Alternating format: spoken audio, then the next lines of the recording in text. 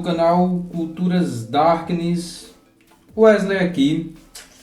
Pessoal, tô sumido, eu sei, né? O canal tá meio parado, muito parado, né? Mas, e muita gente não, algumas pessoas vêm perguntar, né? Cadê? Não vai mais ter vídeo no canal? E eu sei que eu fiquei devendo alguns vídeos para vocês que são realmente importantes, né? Para quem realmente está cobrando e gente, existem, né, vários motivos, escola muito puxada, né? Dar aula é muito puxado e eu estou concluindo aí os últimos ajustes na minha dissertação. Né, terminei o meu mestrado, inclusive muito obrigado por quem veio no Instagram e deu né, que também é Culturas Darkness. Quem quiser lá, segue lá no Instagram Culturas Darkness, tá? Que vocês vão encontrar lá o Wesley Cunha. E muito obrigado a todos que acompanham aqui e que acompanham lá e que deram os parabéns pela defesa. A defesa foi um sucesso, mas é isso, né? A banca sempre sugere, ou quase sempre, algumas coisas para mudanças, né? E a gente está ali correndo com mudanças e tudo mais, e dando aula, e estudando mais, e já pensando aí em continuidades acadêmicas, científicas, em um doutorado, e outros projetos vão aparecendo, né? Então eu estou como escritor também, né? Eu sempre escrevi e rascunhei algumas coisas, mas agora realmente é oficial. Eu estou escrevendo não apenas cientificamente, né? Capítulos de livros, e-books, artigos científicos. Eu já tenho vários não, mas alguns publicados por aí. Mas agora de fato escrevendo contos, crônicas e poemas lá na revista eletrônica com selo editorial chamado Castelo Drácula. Tudo a ver comigo, né, gente? Só podia ser, mas sim, participei do edital, enfim, a galera lá é muito boa, né? A grande idealizadora é a Sara Melissa de Azevedo, gótica zona aí, né? Tanto na estética, no estilo, como principalmente na escrita. Então, parabéns para a Sara por essa iniciativa, beijão. E é isso, gente, eu tô, né, nesses projetos novos e nesse turbilhão que a vida nos dá. E o canal ficou parado, mas claro, apesar de já fazer um pouco mais de um ano, eu nem celebrei isso nem nada, tanta coisa que eu quero celebrar, na aprovação do mestrado e tudo mais, e fica tudo muito solto. A vida é muito solta e muito líquida, né? Hoje em dia, nos termos de Bauman, né? Nessa pós-modernidade. E é isso, pessoal, as coisas só vão meio que sendo jogadas e acontecendo, mas isso não é certo, né? Não é certo abandonar o canal, não é certo abandonar quem pediu o vídeo, não é certo abandonar quem está cobrando, e a gente não vai fazer isso aqui, tá bom? E vamos lá, né? Já vão aqui 4 minutos, eu só me justificando e explicando coisas, mas é sério, gente, tá todo meio bagunçado, né? Tem coisa de tripé ali, os livros, tá uma bagunça só, tá certo? Então, qualquer coisa, vocês foquem mais em mim, nesse pingente lindo, na estética aqui da blusa, ó. E foquem no vídeo, tá? No conteúdo também. E é isso, gente, vamos lá. Eu tô devedor de muitos conteúdos, né? Eu já falei de adaptação fílmica, né? Na verdade tem um vídeo bem antigo que eu falo de adaptação fílmica. Aí algumas pessoas me cobraram, principalmente quando o Corvo, né, saiu o remake aí do Corvo e tal. Então eu fiz uma análise do Corvo, mas falando também um pouquinho de novo sobre adaptação, trazendo novas fontes, novas formas de reflexão, porque a gente vai entendendo mais coisas, né? E a gente vai trazendo mais coisas. Esse cabelo tá horrível, meu Deus. E é isso, né, gente? Mas aí eu fiquei devendo fazer uma análise legalzinha aí sobre as bruxas Mayfair, né? Que a galera gosta muito desse universo aí da Anne Rice, que tá bombando, né? Realmente muita gente gostando muito. E principalmente entrevista com o vampiro, que não é só entrevista com o vampiro, né? Existem aí 14 livros, né? Ou até mais, dependendo de quem junte as obras da Rice, mas são 14 livros, né, que dá as crônicas vampirescas. Claro que o mercado, é, esse mercado midiático, cinematográfico, fílmico, jogou a adaptação com uma entrevista com o vampiro, mas são vários personagens que vão aparecendo de todas as crônicas, né, dos vários livros que compõem as crônicas vampirescas. E enfim, eu fiquei de trazer uma análise e ainda não trouxe. Acho que daqui pro final do ano sai, gente, acho que sim. Tá? Porém não é certeza, não estou garantindo nada ultimamente.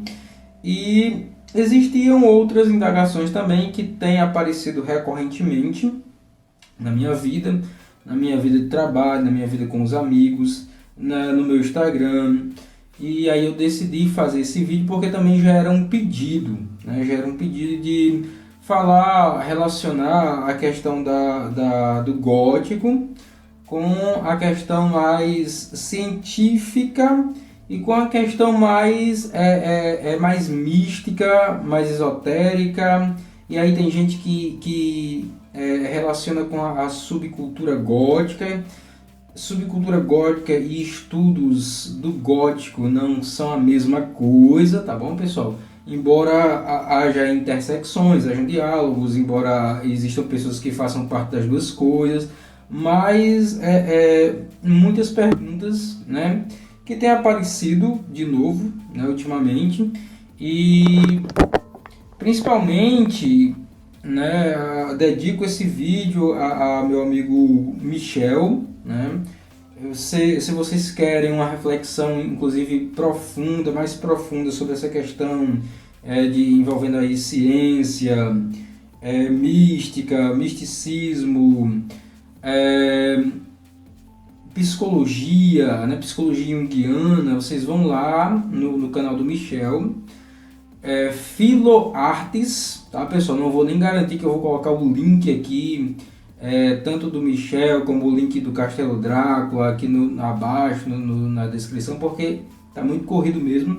Mas é só ir lá, Filoartes. O Michel tá com um vídeo bem interessante sobre essa questão, né, de refletir entre a ciência, o que seria ciência, os vários vieses científicos, né? E está muito em voga. E aí entro eu, o que eu tenho a ver com isso? É justamente sobre isso que tem a ver o tema principal desse canal, ou desse vídeo, desculpem, porque eu estou falando sobre muita coisa, muito rápido, né? A cabeça está meio a mil, desculpem. Mas não julguem o conteúdo, porque quem está produzindo aqui o conteúdo está meio louco, tá, pessoal? Faz parte, né, do ser humano, faz parte de mim, faz parte da minha loucura gótica, está às vezes meio louco. A loucura nem sempre é algo ruim, depende da loucura, depende de como essa loucura é colocada, tá bom? Mas, enfim, vamos lá. Gente, então eu dedico ao Michel, eu tenho conversado muito sobre ele, sobre essas questões, né, relacionadas ao gótico, ao simbolismo, à psicologia analítica, a ciência. A gente tem batido bons papos sobre isso. Vão lá no Filoartes, tá, ver o vídeo dele. Também dedico a Júlia Trevas, né, que tem me ajudado muito, uma companheira de estudos do gótico, né, também da área da linguagem, formada em letras. E é isso, tá, pessoal? Há outras pessoas que têm realmente, que se interessam, que fazem parte do meu Instagram e que fazem parte da subcultura gótica e que têm estudado, que tem um viés mais político, mais marxista, mais social, né? Que tem feito essas perguntas: como é que o meu trabalho, a minha pesquisa se relaciona com toda essa questão mais científica, e outras pessoas que são ligadas à subcultura, mas que tem um viés mais espiritual, tem suas crenças, e também tem perguntado se os estudos góticos, eles... na verdade a pergunta, né, não vou nem citar alguns nomes aqui, porque a pergunta é mais se os estudos góticos, eles fundamentam e se eles dão margem para a gente acreditar nesse lado mais místico, mais oculto da vida, puxando para o gótico, que já não é assim, né, já é uma vertente, o gótico dentro dos estudos místicos não é essa coisa mais abrangente, né? Já são vertentes, ordens, mas do lado da mão esquerda, que ela fala muito sobre isso, então é muita coisa, né? E não tem como fundamentar o Gotzi, aliás, o misticismo, o ocultismo, as ciências ocultas, né? Por meio de estudos acadêmicos. O que a gente pode fazer é analisar, é achar interessante, é a partir da linguagem ir para os textos e ver o que tem de interessante, o que não tem, o que né, como a época, os conteúdos influenciaram aqueles textos, mas fundamentar e dizer tá certo, cara, vai por aí, não é bem assim, tá? A gente, então, esse canal sempre vai ficar muito aberto em relação a essas questões, tá bom? Então, vamos lá discutir sobre essa questão da ciência dentro de uma perspectiva dos estudos góticos, tá? Dos estudos góticos. Quando eu falo de estudos góticos, né, tô falando de várias nuances das ciências humanas, principalmente. E aí não dá aqui para falar o que é ciência humana, a diferença de ciências humanas para ciências naturais, para ciências exatas. Aí vocês precisam, né, estudar. Tem gente que já tem uma bagagem maior sobre isso, tem gente que não tem mais. Paciência, né? Quando você faz a universidade, você paga uma disciplina chamada metodologia de trabalho científico, metodologia da ciência, alguma coisa parecida, em que, se o seu professor for mais teórico, ele vai fundamentar, não importa que curso seja, ele vai fundamentar isso direitinho. Agora, se o professor ele for mais, né, tá lá para cumprir os créditos da disciplina, ou ele for mais prático, ele vai encher de fichamento, resumos críticos e resenhas críticas e a parte mesmo, né, do conhecimento científico, epistemológico, felizmente fica meio de lado, né? Fazer o quê? Paciência. Mas vamos lá, gente. Quando eu falo em estudos góticos, então, eu estou falando de muitos pesquisadores de muitas áreas diferentes, principalmente da literatura, mas também do cinema. E aí vai, tá? Estudos culturais, a galera da sociologia, principalmente que estuda pós-modernidade, né? A galera das ciências humanas pegando filosofia, sociologia, artes, que estudam narrativas. Então, essas pessoas vão se debruçar bastante, né? Algumas dessas pessoas vão se debruçar no gótico e nos seus arredores, o terror, o horror, o sublime burkeano, né? Que fala que a gente pode se sentir extasiado, né? Com coisas que são meio horríficas também, não só com coisas que são belas, contrastando já com a Renascença, né? O Renascimento.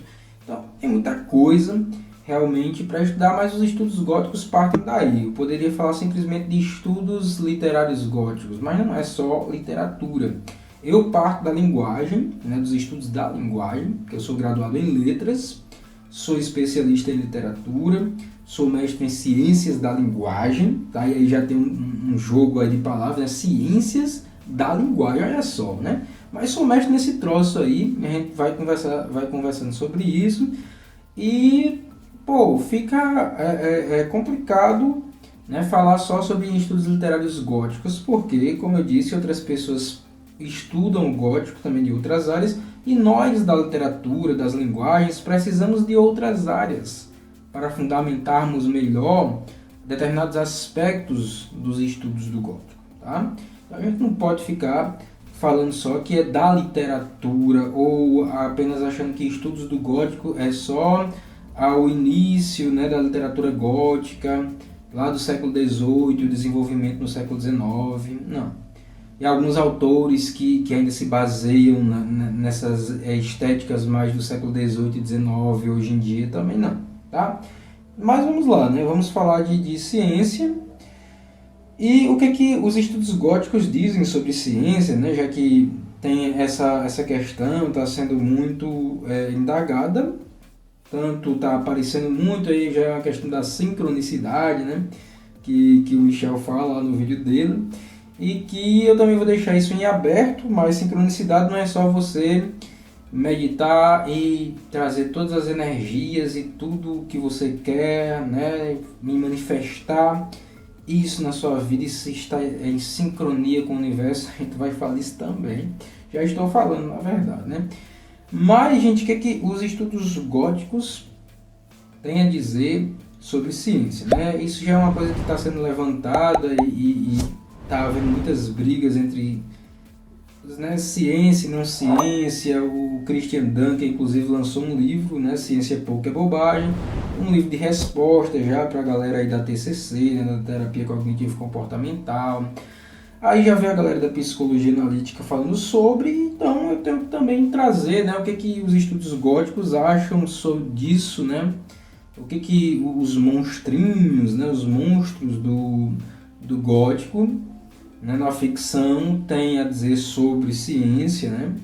Então, de uma maneira bem geral, pessoal, é o seguinte: quando a gente está falando em linguagem, linguagem não é a mesma coisa que literatura, né? Mas quando a gente está falando de fato em filosofia da linguagem, que é um aspecto muito, um dos aspectos mais profundos da filosofia, né? É a filosofia analítica da linguagem. Então a gente vai ter vários autores, né, vários filósofos que se debruçam sobre essa questão da linguagem, desde o Sartre, falando sobre linguagem, literatura, existencialismo, mas a gente tem que ver com o Wittgenstein, né, por exemplo, que foi um judeu, muito estudioso, inclusive usou muitos textos hebraicos como referência para os seus estudos. E o Wittgenstein chega na seguinte conclusão, de que tudo é uma produção de linguagem, né? A gente não produz nada que não seja linguagem, a gente está dentro de uma realidade linguística. A gente, para entender alguma coisa, precisa passar pela linguagem. A linguagem não é objetiva, ela depende muito da subjetividade do autor, do cientista. Então o negócio já fica mais subjetivo, entende? Essa coisa de ciência ao pé da letra, ciência exata, ciência que diz e está certo e é inquestionável, isso já, a gente já começa a cair por terra, porque a gente precisa da linguagem para entender uma coisa, e aí vai depender muito da perspectiva de quem está produzindo as tais ciências, seja a matemática, a física, a química. Existem fenômenos realmente, né, físicos na matéria. Bom, claro que existem, mas como esse conhecimento é construído e adquirido, tem que passar pela linguagem, né, queridos? Então, o primeiro ponto é esse. Segundo ponto, a literatura, né, e aí para quem quiser entender direitinho o que é literatura, quais são os principais estudos literários, até, né, começando lá, sei lá, da Grécia Antiga, passando por Aristóteles, Platão, Aristóteles, até chegar no final do século XX, ao início do século XXI, mais ou menos, eu indico esse livro aqui, né, O Demônio da Teoria, Literatura e Senso Comum, do Antoine Compagnon, francês, um ótimo teórico da literatura. É um livro básico, né, para quem é de letras, para quem, né, já tem pós em literatura como eu, para quem já está, né, já concluiu o mestrado, mas para quem quer entender realmente o que é texto, o que é texto literário, qual é a relação entre o leitor e o texto, a relação entre o escritor e os contextos históricos de época. Gente, esse livro é bem fácil, tá, de acompanhar tudo isso. Essa é a minha primeira referência. Eu estou falando de literatura, né? Esse é o primeiro ponto. Então, a literatura, ela é representação, tá? Representação de realidades distintas. A gente tem várias realidades. Aqui só no Brasil, falando do Brasil, a gente tem realidades de épocas diferentes. A gente tem realidades de cenas diferentes, cenas urbanas diferentes. A gente tem regionalismos, né?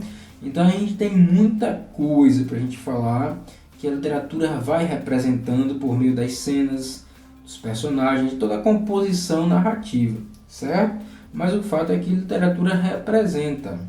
E uma das coisas que a literatura representa são as nossas culturas, as nossas identidades, também a subjetividade humana, emoções, sentimentos, desejos, beleza?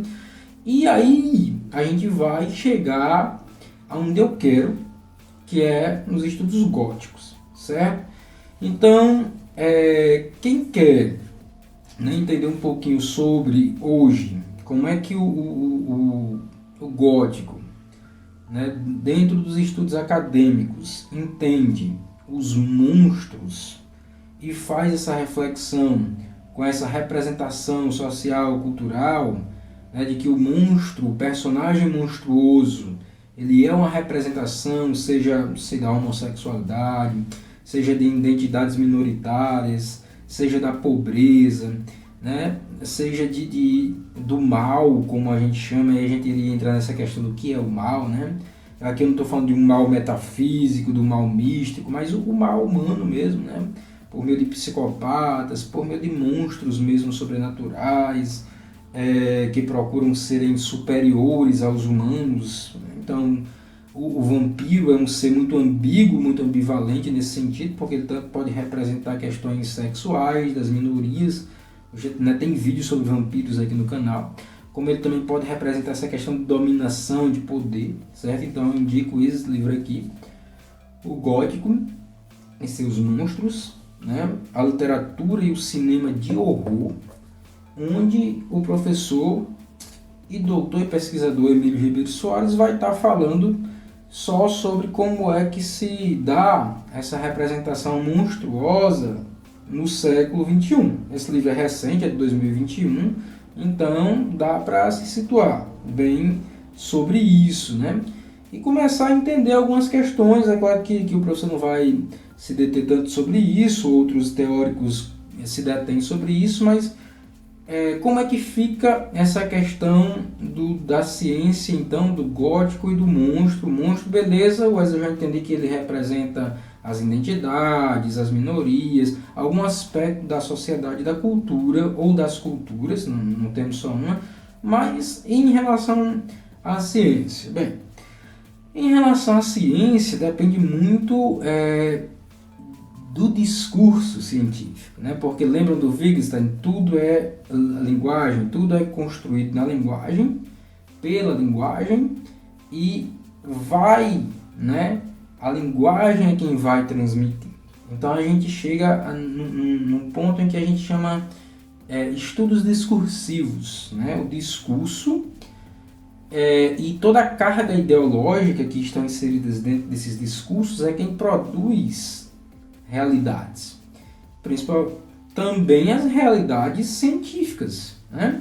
Então vai depender muito do que se entende por ciência.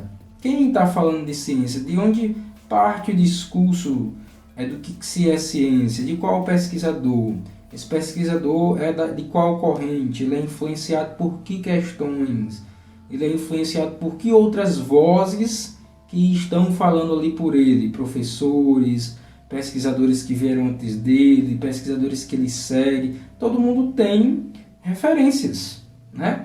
Então, a partir de que essa pessoa está falando, ou tal instituição está falando, tal instituição de pesquisa, tal universidade, tal grupo de pesquisa, tal núcleo de estudos, né? Então, existem vários institutos, núcleos de estudos que falam do que é ciência. Então, a gente tem que entender primeiro isso. Segundo, que se a gente for entender a ciência realmente, aquela ciência mais nuclear, mais dura, como alguns chamam, que seriam as ciências naturais e exatas, né? A química, a física, a biologia, aí algumas áreas da medicina, não todas, e é isso, né? Por aí, a matemática, né?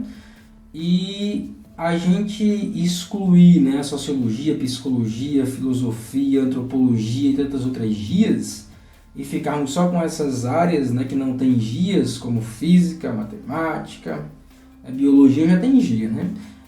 Química. Então a gente tá seguindo um discurso do que seria ciência e não de fato a ciência, né? O que seria ciência? Existe ciência, né? Então, é isso, tá, pessoal? de onde parte essa perspectiva. Mas se formos levar em consideração todo esse construto de ciência do final do século XIX até aqui o século XXI, né? E os desdobramentos dessas ciências, como a questão das grandes tecnologias que têm nos invadido cada dia, então a gente chega na base da ciência por meio do que o Renascimento vinha dizendo que era ciência, né? Essa razão pura, né? Esse estudo lógico, racional e às vezes empírico, mas tem que ser empírico até determinado ponto, porque depois você vai racionalizar e fazer hipóteses, chegar a uma teoria, essa teoria tem que conversar com os dados, e daí você vai ter uma verdade científica, né? É lindo, muito bonito, esses passozinhos bonitinhos que a gente aprende quando está na universidade, mas é um pensamento realmente muito da herança do Renascimento e da herança do Iluminismo, né? Do Iluminismo cientificista do século XIX, que chegou aqui no Brasil com muita força depois da segunda metade do século XIX, e a gente vai ver essa influência em textos literários como de Machado de Assis, só que Machado de Assis é muito mala, né? Machado de Assis diz assim, eu sigo essa corrente, mas ele não segue. A gente aqui coloca Machado de Assis lá no realismo, naturalismo, que segue todas essas vertentes, né?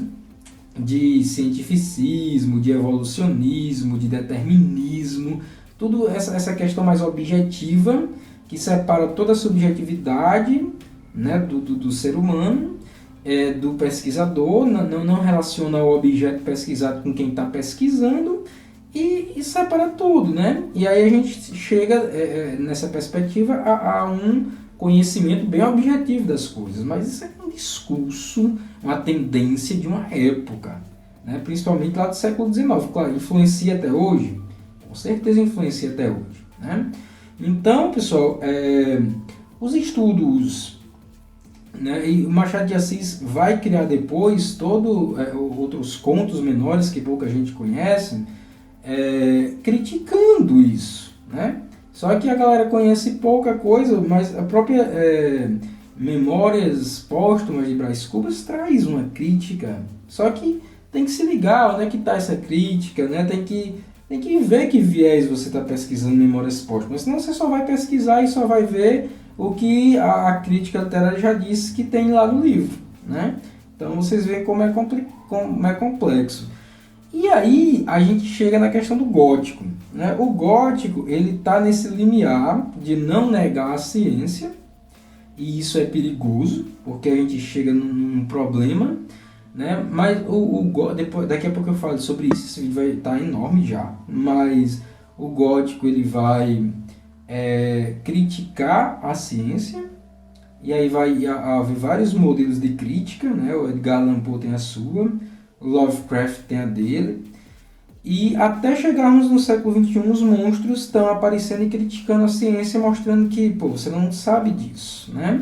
A ciência não consegue explicar determinado fato aqui, a ciência não consegue explicar isso ali, monstro tal representa tal desdobramento que a ciência não explica, como se existe vida fora da Terra ou não, né? E aí a gente vai para as distopias que conversam muito com o gótico, a gente vai para ficção científica que conversa muito com o gótico. Então você consegue, né? A ciência produziu tanto conhecimento que ela não consegue explicar, né, os próprios desdobramentos científicos, e a literatura gótica vai brincar, na verdade criticar isso, né? Nem tudo é razão, nem tudo se dá por meio da racionalidade.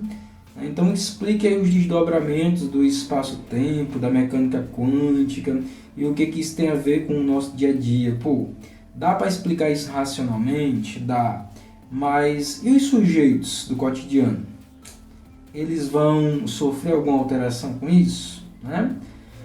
Qual a aplicabilidade prática? Alguém até pode apresentar, porque é isso que a ciência vai fazer. A ciência vai recebendo as críticas e ela vai tentar desdobrando, e desdobrando, que eu digo, não desdobrando de desdobro, tá, pessoal? Mas desdobrando novos estudos e tentando sempre se aprimorar em cima das críticas que se fazem à ciência, né? Tem muita coisa realmente dentro dos estudos da ciência que a gente não entende. Mas é isso, tem muita coisa que a ciência também não entende, não consegue explicar, e aí a gente vai para outra reflexão do gótico, que é: nem tudo é racional, né? No sentido que se colocou, a ciência ela é muito racionalista, ela é muito né? O cientificismo posto desde o século XIX, ele é muito determinista, objetivista, materialista, consequentemente muito racionalista. E aí os outros aspectos humanos? A gente vai simplesmente dizer que tudo pode ser explicado pela razão? O sentir, a criatividade, alguns processos intuitivos, a gente vai dizer que tudo isso se explica pela razão? Não sei. Alguns cientistas vão dizer que sim. Mas o papel dos estudos góticos, principalmente do monstro gótico, né? Vocês podem... várias obras do Bolting, né? Do Fred Bolting, principalmente Gothic, né? Não existe, já existe a tradução, inclusive em português. Estou esperando chegar na minha versão de 2024, né? Primeira vez que foi traduzido esse livro para a língua portuguesa. Fred Bolting já vai esmiuçar isso aí, né? O gótico está entre esse limiar, ele não critica a ciência no sentido de desqualificar o discurso científico das ciências mais duras, mais exatas, mas ele também precisa criticar, refletir, apontar o que a ciência não consegue realmente, e até ironizar, né? O que a ciência realmente não consegue dar conta. Faz parte. Então isso, resumindo, os estudos góticos. Esses são os monstros góticos. Eles representam muitas vezes esses exageros por parte da ciência, né? E aí vem a outra... Gente, tinha muito mais para falar, mas o vídeo está muito grande. Mas vem a outra questão, né? E os estudos góticos, eles fundamentam realmente o ocultismo, o misticismo? Não, né? Mas eles também não negam. Então, o fantasma, por exemplo, é um monstrozinho gótico que ele pode tanto representar várias questões, problemas culturais, sociais, né? Se for, por exemplo, o fantasma de uma escrava negra, tem todo um peso social aí, né? Mas há também essa representação de que alguém viu algo que está fora do que é convencionalmente conhecido no cotidiano da realidade. Então, uma coisa, um fenômeno aconteceu, e quem representa esse fenômeno que a ciência não tem explicação, ou até diz que tem, mas que para aquela pessoa, né, que estava envolvida naquele fenômeno, foi muito impactante? A figura do monstro fantasma vai representar isso, certo? E aí vocês é quem vê o que vocês vão fazer com esses estudos, para onde vocês vão. Existe um gótico ocultista muito famoso, historiador inclusive, né, também faz parte dos estudos acadêmicos, chamado Constantino.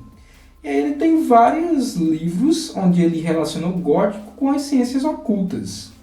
Ciências ocultas mais góticas mesmo, né? Questão do que seria vampirismo energético, mas com toda vamos dizer, com toda uma ciência, né, no sentido de ser sã, no sentido de ter responsabilidade ética no que diz, diferente essa vibe New Age, essa vibe jovem místico, que acha que saiu um conceito novo da mecânica quântica, você sabe? Então há esses problemas. Quando o gótico ele critica a ciência, você pode cair nesses problemas, né? Se você for muito novo nos estudos, nas leituras, você pode cair nesses problemas do cara que resolve sua vida facilmente lendo um tarô, do cara que resolve sua vida facilmente por meio da leitura da sua aura, de um cara que faz um curso lá sobre física quântica e a relação com a vida espiritual. E, gente, não é bem assim. Né? Do coach quântico. Que? Coach quântico, gente, né? Tem. Infelizmente tem.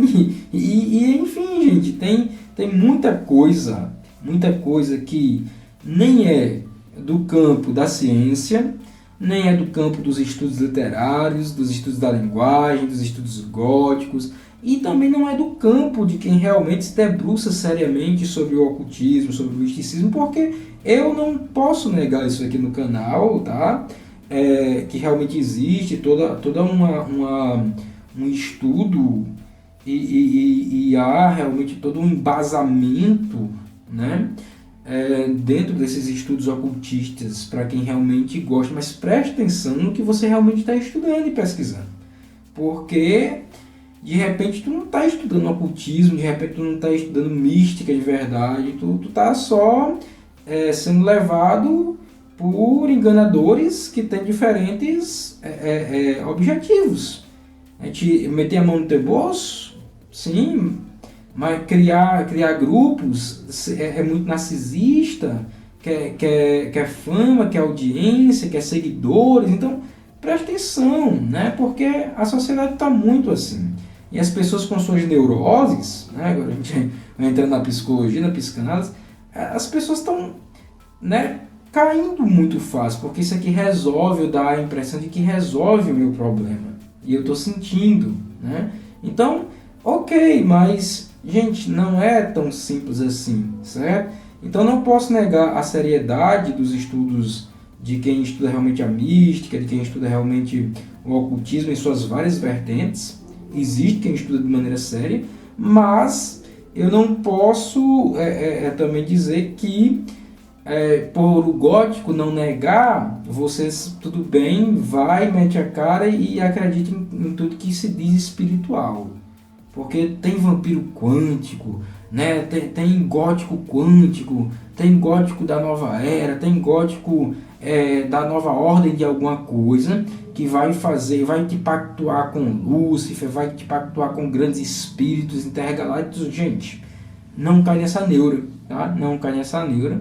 Então, pessoal, eu acho que é isso, né? Se eu tivesse de refletir bastante com vocês sobre essa questão da linguagem, da literatura, do discurso e dos estudos góticos com a ciência e com estudos ocultistas, eu acho que é isso, né? Esse primeiro vídeo já de 30 e tantos minutos, quase 40, já dá para situar, eu acho que em alguma coisa pelo menos, tá?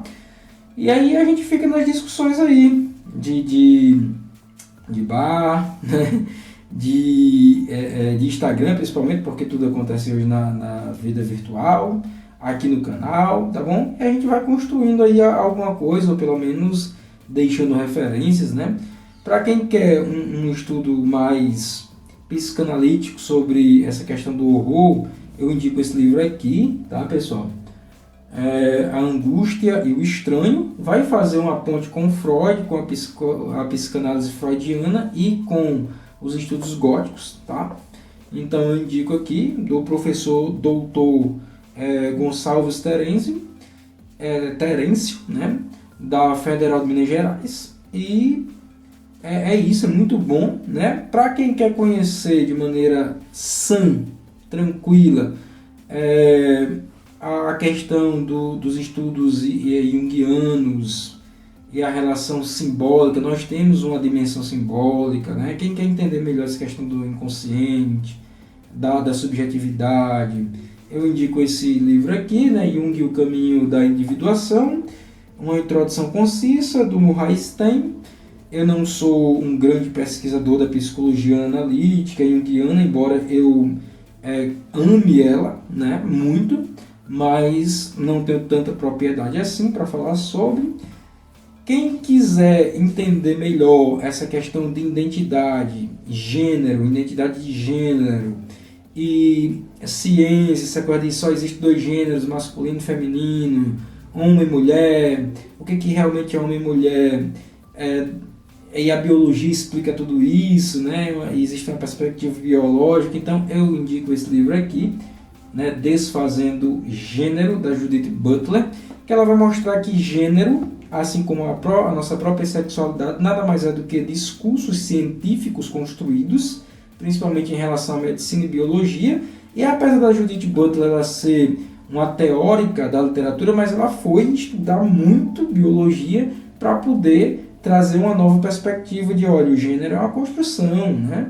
O gênero é uma construção complexa, uma identidade complexa, assim como a sexualidade também é muito complexa, envolve sim a cultura, envolve os fenômenos com que você está inserido, as pessoas que perpassam tua vida, os discursos, tudo, né? Então, o gênero não é algo só biológico, tá? Existe também o biológico, mas não é só isso. Leia uma Butler, que ela vai, né, dar essa situada aí, tá? Aqui no Brasil, eu indico as nuances do gótico, tá? Dos 700 à atualidade, do professor Dr. Júlio França, onde ele tem um capítulo que ele vai fazer essa reflexão sobre literatura gótica e ciência, beleza? E é isso, pessoal, senão ninguém vai assistir o vídeo todo, porque ele já está enorme, já passou dos seus 40 minutos. A gente vai ficando por aqui. Depois eu vou trazer sim as análises, tá, pessoal, das adaptações aí das Bruxas Mayfair, de Entrevista com o Vampiro, a série, né? Vou voltar falando essa questão de adaptação, de tradução. O canal aqui é para tudo, tá? Mas o vídeo de hoje foi esse. Não esqueça de deixar aí teu like, teu comentário, se você foi até o fim realmente aqui, porque realmente a vida é corrida para assistir mais de 40 minutos de vídeo.